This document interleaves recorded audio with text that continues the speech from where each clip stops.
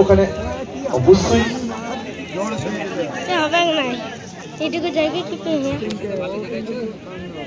বিশু আবার বিশুকে পাস করেছে, Bishu back pass করেছে গোলরক্ষক সুমন, বল ঘুরিয়ে দিয়েছে। এই যে একটা আমি প্রথমেই বলছিলাম, যদিও ওয়ানডে খেলায় কোনো পজিশন থাকে না, কিন্তু আরইএস কিন্তু প্রত্যেকটা প্লেয়ার নিজের পজিশন নিয়ে খেলছে, যার জন্য তাদের মাঠটা অনেক বড় মনে হচ্ছে। ওখানে মাঠে কার্ডে এসেছে ছোট্ট পাস, অনুপ, সেই অনুপ ওখানে দিয়েছে বিশ্বজিৎকে। নির্ভরযোগ্য 1 নম্বর ডিফেন্স। মাঠের বাইরে বল, থ্রো রায়নার অনুকূলে।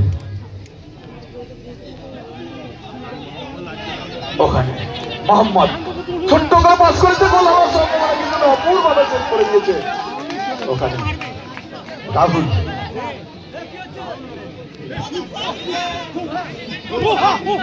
চিল্লা, মোহাম্মদ হালকা করে তুলে নিয়েছে, কিন্তু ততদিন সুন্দর বলকে নিজের আয়ত্তে করে নিয়েছে সলি, করিয়ে দিয়েছে বল। কারণ এটাই নিয়ম গোলকিপারের খেলা, যারা দক্ষ তারা নিচে থেকে বলকে সাজিয়ে উপরে নিয়ে যায়, সেটাই করছে আরইএস টুডে। আমি আগেই বলেছি ওয়ানডে খেলার ধরনেরা খেলছে না, বড় মাঠের যে পজিশন নিয়ে খেলা সেটা খেলছে আরইএস টুডে। আর সেই সমতুল্য পারফেক্ট সলিউশন রায়না সেই খেলাকে ধরে নিয়েছে।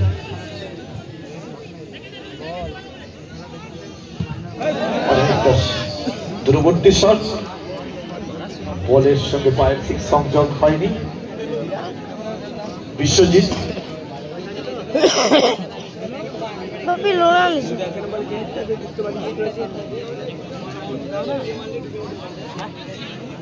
যুব ক্রীড়াঙ্গন লীগ যে টুর্নামেন্ট, সেই জায়গাতেও বিশ্বজিৎ। ওখানে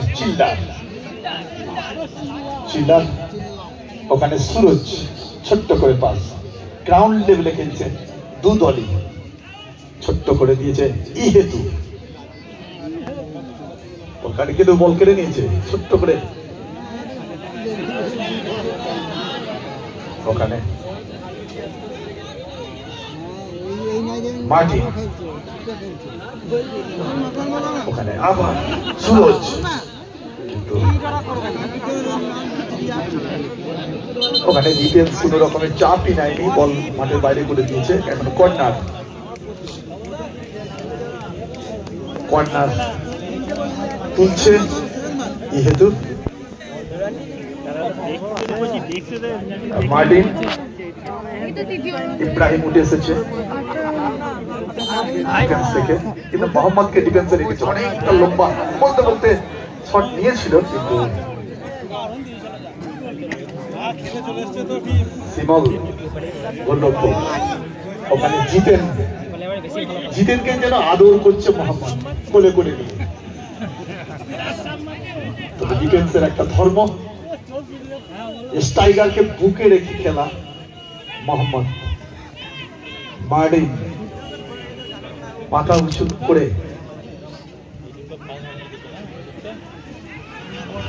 গতি, দ্রুত গতি যে মাইনাস, জিতেন আবার আউটলাইনই খেলবে সেইটাই করেছে।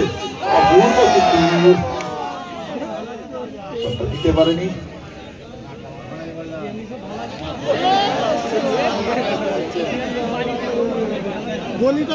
হেমন্ত, তুমি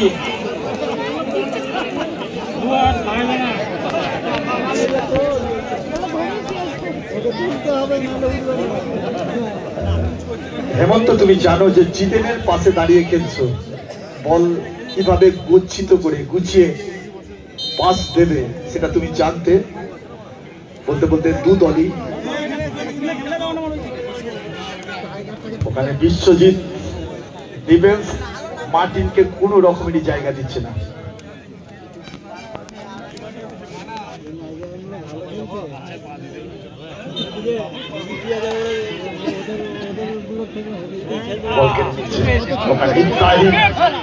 লম্বা পায়ের ছিয়া দিয়ে ছুটে চলেছে, কিন্তু সাইডে, কিন্তু ওখানে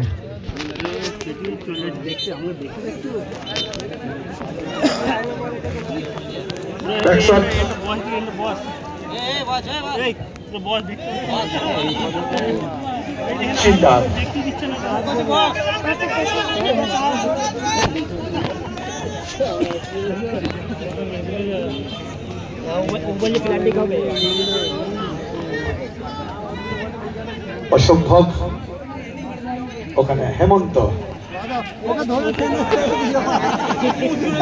ওখানে উত্তেজনা খেলে, ওখানে মার্টিন এবং বিশ্বজিৎ দুজনের মধ্যে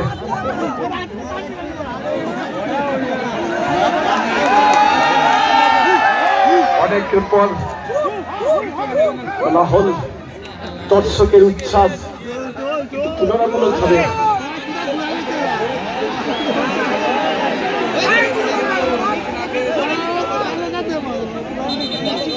খেলোয়াড়দের কাছে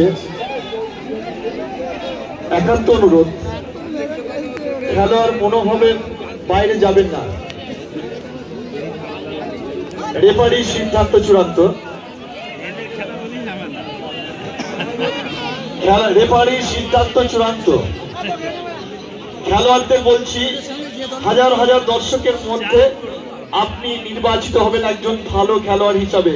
তাই আপনার নিজের খেলাটা আপনি এই সাজানো মাঠে দিয়ে যান। আপনার বিশৃঙ্খল যে মানসিকতা সেটা প্রকাশ করবেন না।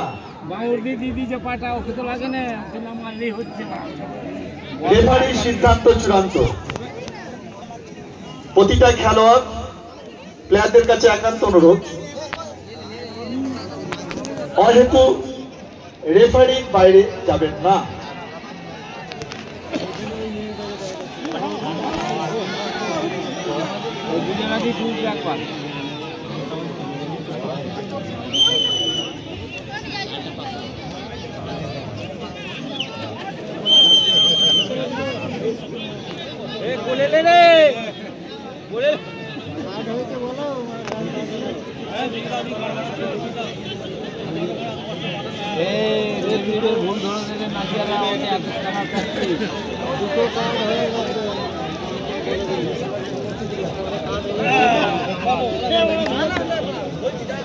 খেলা টান টান, এটাই দর্শকের আনন্দ। বহুদিন পর দুটি খেলা, এবং সেই খেলার যে উত্তেজনা।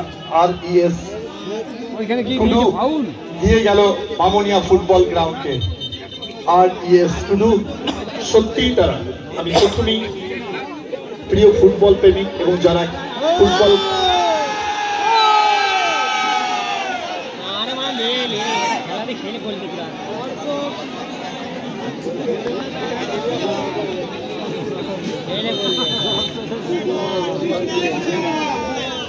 Perfect solution.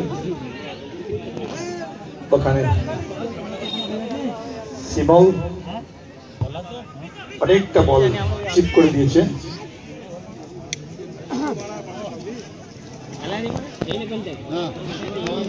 আমি প্রথমেই বলছি যে RS টুডু তারা গোটা মাঠটাকে সাজিয়ে নিয়েছে।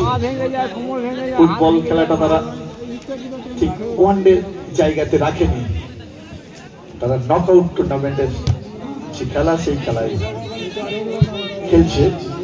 আটকানো বিপজ্জনক RS টুডুকে।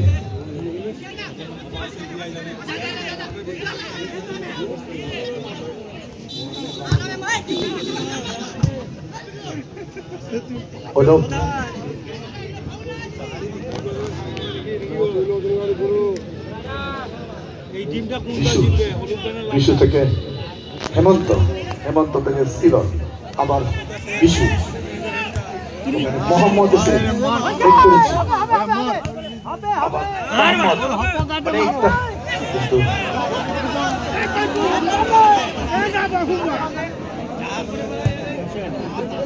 ওখানে জিতেন মুর্মু, ওখানে ইব্রাহিম,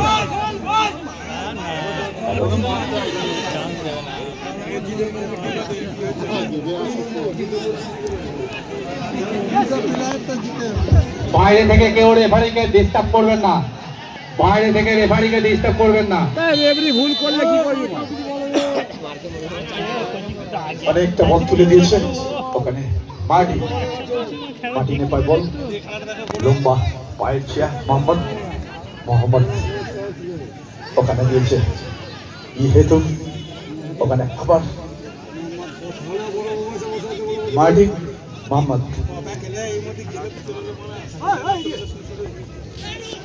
ইব্রাহিম, গোলরক্ষক বিটু, ওখানে চিল্লু, চিল্লু থেকে সুরজের পায় এক পাক ঘুরে নিয়েছে, ওখানে ছোট্ট করে টোকা দিয়েছে,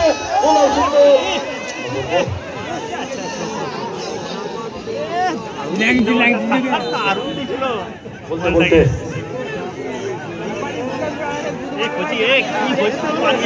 দেখবো না খেলাটা।